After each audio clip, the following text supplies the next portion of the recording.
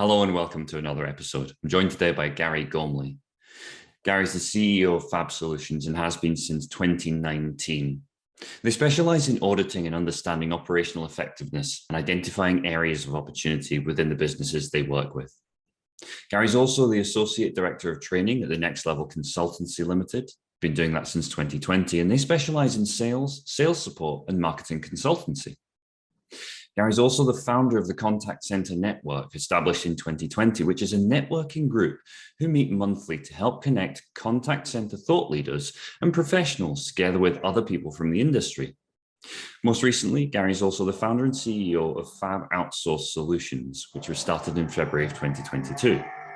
So let's start there then, Garry, if you wouldn't mind. How did the transition occur from the FAB Solutions to then including the FAB Outsourced Solutions? What was the trigger point for that? Yeah, you know what? That was a wonderful summary of the last 3 years, put succinctly, Sean, in about 60 seconds. It feels like a lifetime ago. So yeah, FAB Solutions was set up in 2019. And part of what FAB does as a group is we look at process improvement and we look at where there are opportunities to either engage new channels or improve on existing channels or ways of working. And one of the things that we were asked quite a bit to look at was either improving my outbound performance, so my internal team's outbound activity. We want to increase connection rate, so we want to improve processes and speak to more decision makers and improve sales performance. But at the same time, we're also asked to look at how do we outsource our existing lead generation or our credit control or our back office service functions to other areas that we don't have to do it in-house. And principally that was primarily looking at, I suppose, the international outsourcing arena. So looking at South Africa and places like that, because of the cost of labor and the ways of working out there are so vastly different to the UK.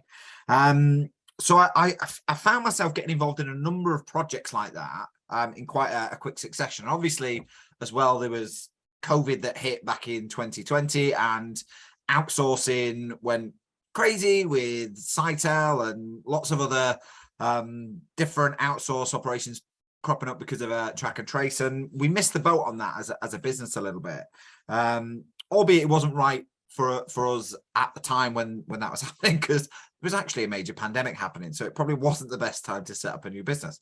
But it did get me thinking over that time as to how we can help support clients and I suppose take the FAB group to the next stage of its evolution, which is to naturally, in helping deliver on some of our purpose and some of our mission, is to reach more people and to improve that customer experience. So out of that came FAB Outsourced Solutions, which is a long way around of a long answer to a short question. But yeah, it required a little bit of context. No, context is always welcome, and it helps kind of contextualize what we're going to be talking about today. Because one of FAB's main goals, as I understand it from what I've read, is to, and I quote, change the perception of contact centers through delivering amazing customer experiences. So can you expand on what you feel that perception is? And then in addition, what for you defines an amazing customer experience? Yeah, so I always say that, and people do resonate with me when I say this, is as a customer who has interacted with contact centers, as literally millions of people will have, the first thing people tend to do when they pick up the phone to a contact center is, and they heave a big sigh as they start to commence the wait for the agent to pick up the phone. And you know, that's not unusual. Most contact centers that I speak to and that I deal and dial with personally, there is generally a long wait time, especially if it's the energy sector or utilities or your broadband supplier. It seems to take a long time. So when I was crafting the vision statement for FAB, which is changing customer perceptions about contact centers through delivering awesome customer experiences, I thought about that from the customer's shoes and said, right, actually, it's the customer's perception that more than 9 times out of 10 is the most important one.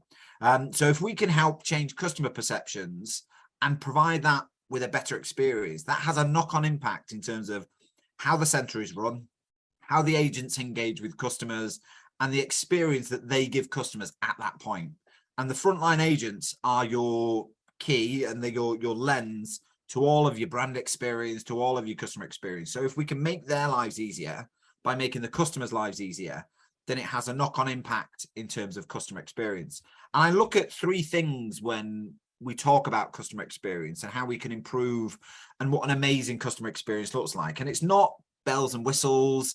It's not providing the best technology and the quickest response time, but it is about making the process that customers have to go through as easy as possible. It's about simplicity. It's about making that process and making that journey as easy as it possibly can be for the customer to do the transaction that they want to do. And it's about giving them choice. It's about giving the customer the options that they want to interact with you. So whether that's through a web chat, whether it's through a chatbot, whether it's through voice, whether it's through email, whether it's through a WhatsApp, allow the customer the choice of how they want to interact with you. And you don't have to have all those options, but you have to consider the customer journey when you're thinking about that and consider the type of interaction that a customer wants to have with you in your contact center. And then the last one for me, it's about probably the speed of resolution. And that's not to say solve everything really, really quick. It's resolve things as quickly as we possibly can within the processes in the confines of what we've got, but do that quickly, do it timely, but be really clear with the next step in the process. But most importantly, and I think this is where most customers get irritated, is follow up. Follow up on that experience, either follow up with the actions that you've set out to do, or follow up and ask how that process was. How was that experience with your contact center, with your advisor, with your chatbot, with your web chat, and follow up on that process to close the loop on any gaps that might be arising from a poor experience. Do you think customer follow-up is still underutilized looking at the industry kind of writ large? In pocket, well, let me answer that fully. Yes is the answer in totality. I think it's good in pockets, but what I've not had happen in my experience in the contact center as a customer, and what I see in contact centers when I'm speaking to them, is they don't have the processes in place to do that timely follow-up. So I talk about things like closed loop feedback. So if you imagine your experiences as a consumer going through a process, people quite often they'll ask you for NPS. So they'll say rate us out of 0 to 10 and count the number of times when you've rated anything below a 6 and how often somebody has actually come back to you and closed the loop and said, oh, why did you rate as a 5? Why did you rate as a 6? Why did you rate as a 4? They don't. And actually, they don't even come back to you if you're rating them highly, if 9s or 10s. Nobody rings it. Great, you've had this fantastic experience. Tell us more about it. We want to give some feedback to the agent to say, really well done and find out what's going on. So when we talk about closed loop feedback on some of the interactions that customers have through some of the mechanisms which we use to define what our customer experience is, be that NPS, be it customer satisfaction, be it customer effort scores, we don't go back and close the loop on that. And then we don't do remediation off the back of the problem that they experienced and close the loop on it. So I think in really good contact centers, it's high on the agenda because process improvement is high on the agenda. But I think those centers are probably few and far between. Yeah, I think that's fair. Just very briefly to sidebar, I remember an experience I had whereby I did have a company close the loop and come back to me. This was many years ago now, but they did close the loop and come back to me and say, oh, what was the reason for you giving that score? And I had a conversation with somebody who called me. And then what was really interesting was I then got a further closing of that loop as well, which actually just reinforced that they'd really thought about that whole journey from end to end, which, yeah, just to back up what you're saying, it doesn't happen often, but when it does improve that feeling of feeling valued as an individual, as a customer. And it's, yeah, it enhances the customer experience, I would agree. Yeah, no, that makes perfect sense. So one of the other things that I wanted to touch on was that within the FAB group, you mentioned about the 4 key areas in terms of the work that the FAB FAB do, which is people, processes, leadership, and technology. Now, we've talked about some of those. What are the trends in terms of areas for improvement across the contact center landscape at the moment? Where I think there is an opportunity to improve is probably better use of technology. So leveraging technology for what it actually can do. I think what we did when we came out of COVID, or as a consequence of COVID, is we threw lots of bells and whistles at the center because we needed to. So we went to an omni-channel contact center solution that's based in the cloud.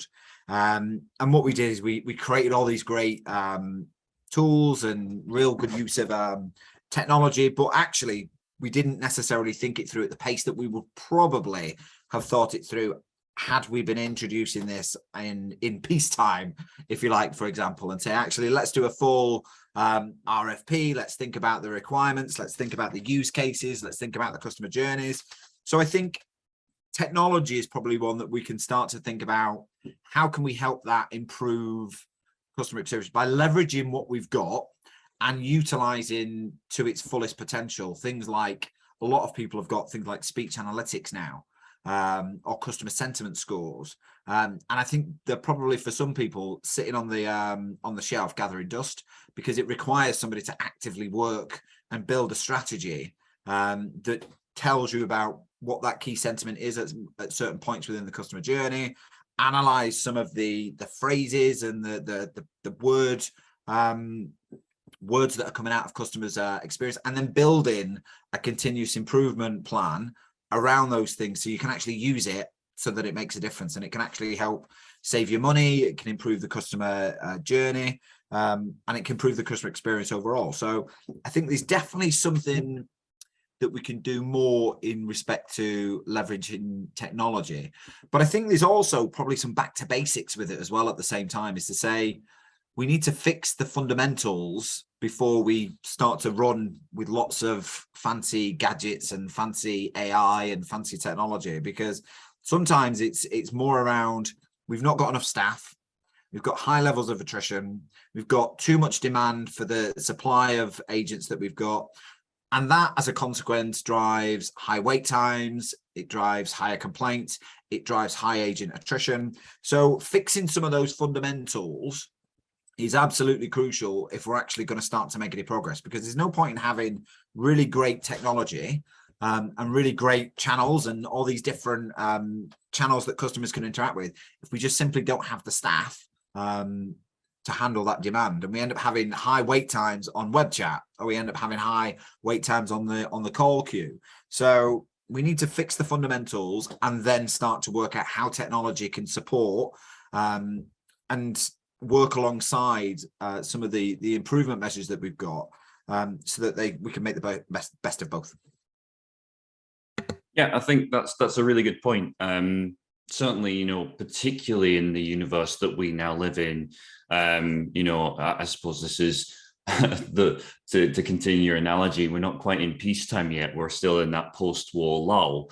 But, one of the things that has happened within the industry that even I'm aware of through friends and colleagues is this huge shift in terms of, what some people have called the Great Resignation. People are reassessing what work they're doing. And I think it's interesting that you mention about the people and the skill set required there. In fact, one of the aspects that you've emphasized is highly empathetic, emotionally intuitive customer service reps to create amazing customer experiences. I mean, in the universe that we're now in, whereby there is that, huge recruitment cost and that risk of our customer service users migrating to other businesses, how do you foster that environment in the right way so that you retain those staff? Is that a will-skill balance? And how do you go about approaching and engendering that culturally? Yeah, I think there's definitely a few different facets to that. I think you've got two pockets, haven't you? You've got the people that you're recruiting for, where you're replacing those people that have, for the Great Resignation, decided that contact centers are no longer for them, and they've moved on to pastures new. So we've got to backfill for those agents with the right type of person, and then we've got to make the training experience and the support and the development that we give to our existing teams of a really high standard, so that they can deliver the great requirement that is customer experience and customer service delivery to all our existing customer base. So I think there's something in there around how effectively do we upskill our team leaders to recruit for the right type of candidate and the right type of person, and are we recruiting in the right pools for that, and are we flexible enough as a center to go and find the next best pool of talent. And I think that links to the operating model that we land on, whether that's a remote model, a hybrid model, or a bricks and mortar model. And I think having a blend of those three is probably key to getting the right type of person for your center, because I think if we can show a flexible model, that gives us the opportunity to really saturate that talent pool with really good talent in our centers.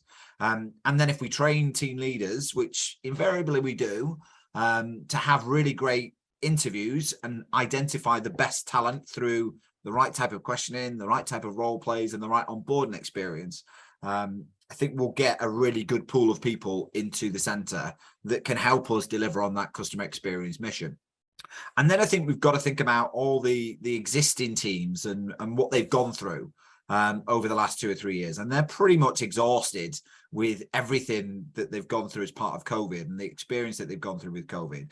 And the landscape has hugely shifted in terms of what role that they are now doing. So if you think about all the stuff that we did over the last 2 or 3 years, we've taken loads of simple transactions out of the mix. We've created self-serve options for customers. We've created more intuitive chatbots that are more AI responsive. So those transactional queries are now being led in a more digital nature.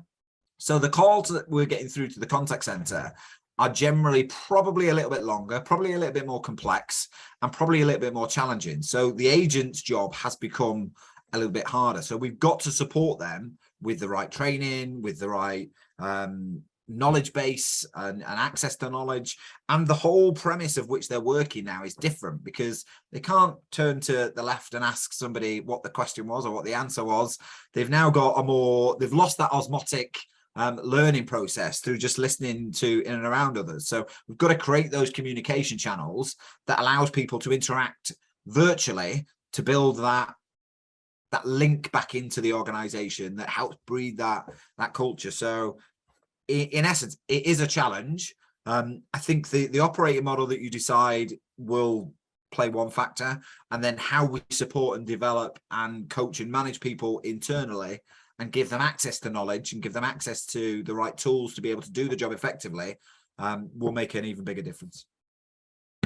I agree. And I would actually expand on what you were saying around that osmotic learning process that happens. There's the other aspect of it as well. I started off on the front lines myself in a contact center, and I really clearly remember, it was banks of rows of desks, the standard setup. And I remember, very, very clearly on a number of occasions, a colleague finishing a call, and I would turn to her and I would go, "Oh my God, I don't know how you managed to get through that call. That sounded really challenging. Are you okay?" And she would return and go, "Oh, that was really difficult, but we got through it," and blah, blah, blah. And even sometimes, when we had our little white boards on the desk, we would just write, the word breathe and just hold it up at each other. And that's something that's missing in this fully remote environment. And I think that's one of the things that contributes towards that fatigue and attrition. Change is as good as a rest, as many people say. I don't quite know what the question is that I'm trying to get to here, other than, fatigue versus attrition. How do you identify it and effectively act on it? I suppose, particularly through the lens of remote working. Yeah, I mean, fatigue's a really good word to use, because the job of a frontline agent can be absolutely exhausting. And we talk about customer vulnerability, and we've got very clear policies for how we deal with vulnerable customers. But I don't think we recognize agent vulnerability as clearly as maybe we do customer vulnerability.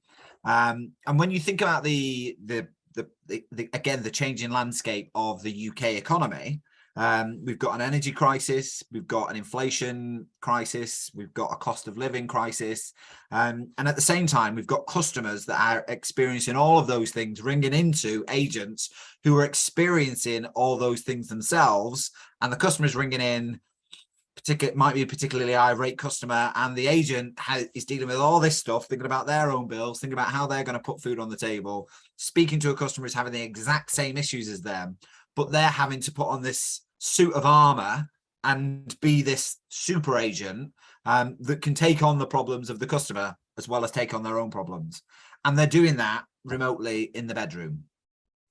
So our job as a leadership team in the contact center is to create those outlets and to make sure that we are dialing up communication as much as we possibly can in a remote environment, and recognizing the signs of fatigue, and potentially, and this is where it becomes a bit controversial in the whole cost center versus value center, is allow for more breaks, allow for more time off the phone, allow for more opportunities for people to hold that virtual hand up and say, I need to take 10 minutes because I've just had a really difficult conversation with this customer, and create those outlets so that they've got the opportunity to detach and breathe. And you can do that in a number of ways. I mean, I've seen organizations really taking to Teams channels really, really well, and creating different Teams channels for different things. So it's emergency chat channels or emergency kind of ways to communicate. I've seen people have constant Zoom rooms open or team rooms open where people can go in and kind of just take a moment to reflect and dial a team leader in. People have taken to things like Slack as a communication channel. WhatsApp seems to be one there that's, you've got team WhatsApp so you can keep in touch with people and send a bit of an emergency SOS if needed. So I think just thinking broadly about the options that are available, but inviting the frontline agents in to solutionize that as an option, because it's them that's experiencing it.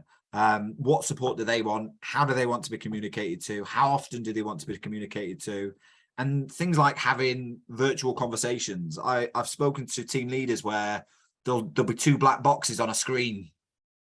It's like, why are you having a virtual conversation with two black boxes on a screen? Well, they can't put the camera on, or they don't want to put the camera on. But actually, this is an essential part of how we communicate, reading body language, reading eye contact, seeing what the environment is behind them.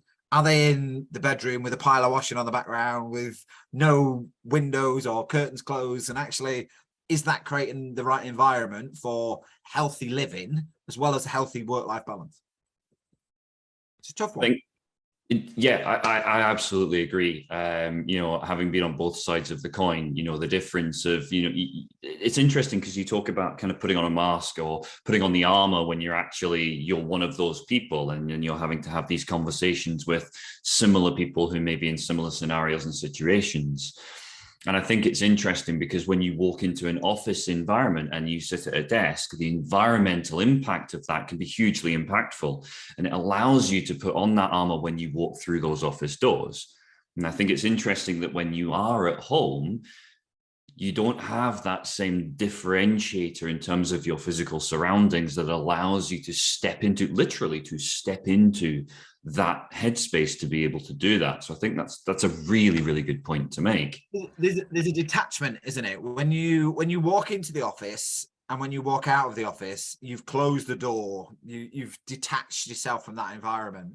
What's happening now with the way that we're working in the environments that we're working in is we've got customers maybe screaming and shouting at us in our bedroom, and then we're walking into the kitchen to get some food. Or actually, it could be that they're screaming at us in the same room, and what we're doing is just putting headset down, going making a coffee, and not detaching ourselves from that environment. So I think that the place that you live in should feel different to the place that you work in. And I think it's as an organization, being mindful of that. It's saying, actually, where are you working? Where do you locate yourself in your house when you're doing the job? And actually, is it right that you're doing it on your kitchen workbench, where you're actually, that's where you have your family meal, that's where you have conversations? Because actually what you're doing is you're attaching memories to that environment that might not necessarily be great ones. So you really need to think long and hard about, when you're working from home, what the environment is that you're creating in that home environment. Yeah, I can only do, I can only agree with that myself. Been through similar scenarios myself, whereby, you finish, even, long beyond me being someone who was working on the phones regularly, just the very fact of, I went through a period of time where I sat and I was working on my laptop. I was sat at my sofa working on my laptop, and then you would finish the day, close the laptop, put the TV on, put the PlayStation on, whatever it might be. But you don't feel like you've actually stopped working, and you'd hear a ding come to the laptop and you would go, oh, I'll just, you've got that instinctive, oh, I'll just check it. And you can't. Yeah. It's very hard to and do. Especially with the demographic that typically tends to come into contact centers, where they're relatively young. They might be in the early 20s, late teens even. And actually there is a risk that they're not going to leave the house. They're not going to get some fresh air. They're not going to go out and do a walking one-to-one or something. They could literally be cooked up in their house the whole day and not leave and speak to another person. So I think we've just got to be mindful about that as a leadership team, and think about, and again, it goes back to that vulnerable customer policy for customers, vulnerable agent policy for working from home or working in that environment. And I think that might make people think slightly differently. Yeah, no, I agree. I'm gonna throw something out there. We've just been talking about being able to have this communication channel open and being very open and talking to each other and having videos on. One of the things that I've read and that I understand is that you provide anonymized and honest feedback on culture and issues that impact teams. Forgive me, but surely the very fact that feedback would be anonymized means that there's a fundamental problem with the culture. Is that a fair assessment, or have I misunderstood? You know what? It's interesting is the phrase I'm going to use. And I think when the whole point around anonymizing feedback isn't necessarily to be underhand or to give people the opportunity to speak in confidence. The anonymization of feedback for an organization is to allow for more free conversation. So if you go into it with we're not going to use names, we're not going to use people, titles, etc. I think it just creates a safe environment. And it creates that opportunity to have really open and honest conversations. And I say that in two ways. One, you've got the formative feedback, is to say, right, actually, I think these things can be improved, and these are the areas where culture isn't perhaps as it should be or what you think it is. But I think there's that opportunity then as well, is to be brave in saying, this is how I think it could work differently, without fear of it being a bad idea or a daft idea, or fear of it being, Sean McIver said this and he suggested this idea, and everybody turning around and saying, well, that's a really daft idea. So I think it immunizes people in a way that helps them be a little bit more forthcoming in idea generation, in suggestions around what they want to see improve. And actually, if there is a poor culture, then it immunizes people from any repercussions of being open and honest in the feedback that they've got for the leadership team. Yeah, no, that's actually framing it in that way. I can appreciate where you're coming from in that one. So to continue on that kind of avenue of the thought process of around the feedback aspect of it, you also do quite an intense round of feedback involving things like customer interviews with key clients, lost customers, existing clients. Again, forgive me, but why is that more effective over the traditional customer follow-up that companies themselves might be doing? You know what? I think there's if you, as an organization, and think about this from your own experience, is someone rings up and you've had a bad experience, or you had a bad experience with a particular person, and somebody rings up, there is a natural instinct. I don't necessarily want to get that person into trouble because it's their boss ringing to find out that feedback. So I think that's one area. There is an independence with what we do as an organization to do that customer validation, that customer feedback, that customer response. So I think there's the first thing there, that it's an independent view of what we're asking. So we're looking at it from an independent perspective.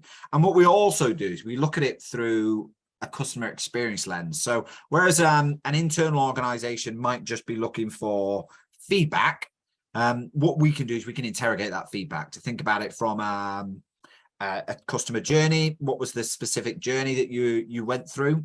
What was the specific transaction that you struggled with? In terms of effort, how difficult was that to get that transaction done? What specific wording would you use to describe that journey?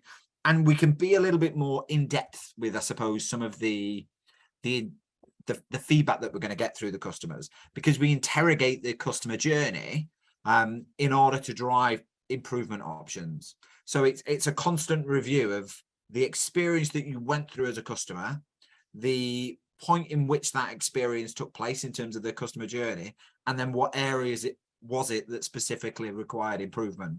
And then that's packaged back in a way that helps customers understand at what point is the process falling down, and where do we start to think about the wording that customers are using, the phrases that they're saying, and the feelings and the sentiments and the emotions they're attaching to each of those different points in the journey, that help us as an organization make some recommendations back to the business. Say, right, it may well be the quoting part of the journey. It may well be that people aren't following back up on quotes, so people don't feel like you're valuing their business, you don't feel like you're interested. Or it could actually be when they're actually using the service, your sales team promised the earth and actually you've delivered really subpar to that. And again, it's just joining some of those dots together to give them a holistic view of where the problem is in the customer journey. Okay, so I'm going to expand on that point then. So I'm a customer. I've been through a very good customer journey. We've talked about NPS scores, and everybody's familiar with this at this point.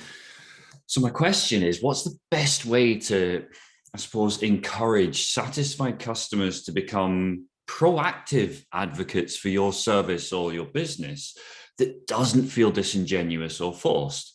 We've all had those survey responses whereby you get that response and then you just like, yeah, they're just looking for a 10, and that it doesn't feel natural. Do you know what I mean? Yeah. I think the first thing is that you have to ask as many customers as possible for that feedback, because what typically tends to happen in some senses is they'll only ask the good experiences for feedback. So you get a false positive, if you like, in that if you're only ever asking for the good stuff, you're never going to make an improvement. But I think there's a few things to think about when we're asking for feedback, and particularly when it's coming from satisfied customers, is what we're always trying to get is, how could we make it even better? How can we make your experience even better? So brilliant, you gave us a 9 or a 10 in your NPS feedback score. Tell us a little bit about that experience. Tell us what made it a 9 or a 10. And if there was one thing we could have done even better, what would that have been? And then you're actually asking for more. You're not asking to stroke the ego of, I'm asking you this so I can go away and give the agent some great feedback. Yes, that's a nice to have, but what we actually want to know is, based on your experience, what would have made it even better? What takes it to the next level of customer service? What takes it to the next level of customer experience? And I think there's a few things around asking for feedback, acting on it, and then feeding back. And again, it goes back to that closed loop position to say, right, actually, you gave us a 9 or a 10. Was that a genuine 9 or a 10? Or are you doing that because of the agent made you feel really good, but actually the process wasn't particularly great, but you've given feedback on the agent because the agent did a marvelous job and you don't want to get them in trouble? So was there something that we can work on? And then actually closing that loop and feed it back. But I think the other bit, certainly for customers who are in that positive promoter space, is recognize that throughout that customer cycle at random points within the cycle. And it doesn't necessarily have to be because you're asking for something or you want somebody to complete a survey. So I talk about surprising and delighting customers based on certain points of criteria. It might just be a birthday. So actually send them a birthday card. Just remember the fact that there are little touch points within a customer's life cycle that means that they're experiencing you and your brand. Sometimes things like somebody's sending you a notification to say that they've recently got married and they're changing the name or the title from Miss to Mrs. That might actually be a recognition point, is to say, right, congratulations, we've noticed that you've recently got married. Congratulations on your divorce. We've noticed you've recently got divorced. Maybe not that extreme, but it's just small things that I think can make the difference in customers feeling valued and therefore giving you more loyalty when it comes to either a renewal or being more forgiving when you make a mistake. I think that's another point, is to say, actually, the way that we react to things and correct things means that customers can be more forgiving when mistakes occur. Yeah, absolutely. I'm conscious of time, so this meeting may simply end, but I want to just take a moment to say thank you very much, Garry, for your time today.